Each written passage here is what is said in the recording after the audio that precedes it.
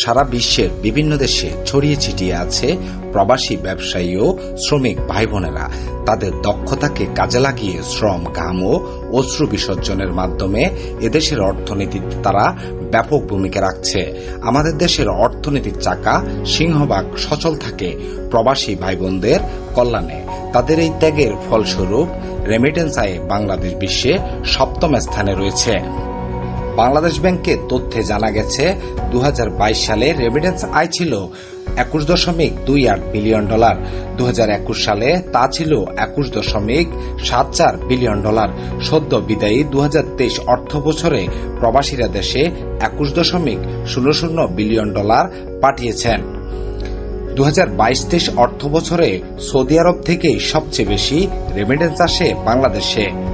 বিশ্বে যে 10টি দেশ থেকে বাংলাদেশের সর্বোচ্চ রেমিটেন্স আসে সেই দেশগুলো হচ্ছে সৌদি আরব, যুক্তরাষ্ট্র, সংযুক্ত আরব আমিরাত, যুক্তরাজ্য, কুয়েত, কাতার, ইতালি, মালয়েশিয়া, ওমান ও বাহরাইন।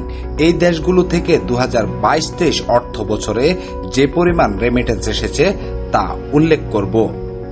2022-23 অর্থ বছরে সৌদি আরব থেকে রেমিটেন্স আসে 454,19,60,376 কোটি 52,40,000 মার্কিন ডলার। যুক্তরাষ্ট্র থেকে 343 কোটি 84,10,352 কোটি 20 লাখ মার্কিন ডলার। সংযুক্ত আরব আমিরাত থেকে 207 কোটি 18,50,303 কোটি 38,50,000 মার্কিন ডলার। যুক্তরাজ্য থেকে 203 কোটি 92,30,208 কোটি 4,10,000 মার্কিন ডলার।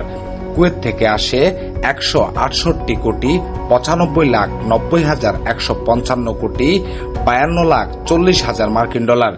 কাতার থেকে আসে 134 কোটি 64,70,145 কোটি 26,90,000 মার্কিন ডলার। ইতালি থেকে আসে 105 কোটি 42,118 কোটি 59,40,000 মার্কিন ডলার।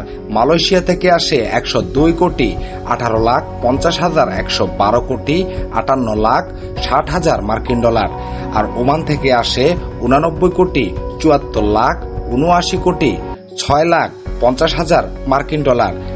বাহরাইন থেকে আসে 56 কোটি 66,10,052 কোটি 82,60,000 মার্কিন ডলার। প্রিয় দর্শক, কোথাও কোনো তথ্যগত ভুল থেকে থাকলে অবশ্যই কমেন্ট করে জানাবেন, যা পরবর্তী কন্টেন্ট তৈরিতে আমাদের অনেকটাই সহায়ক হবে। সবাই ভালো থাকুন, সুস্থ থাকুন। আল্লাহ হাফেজ।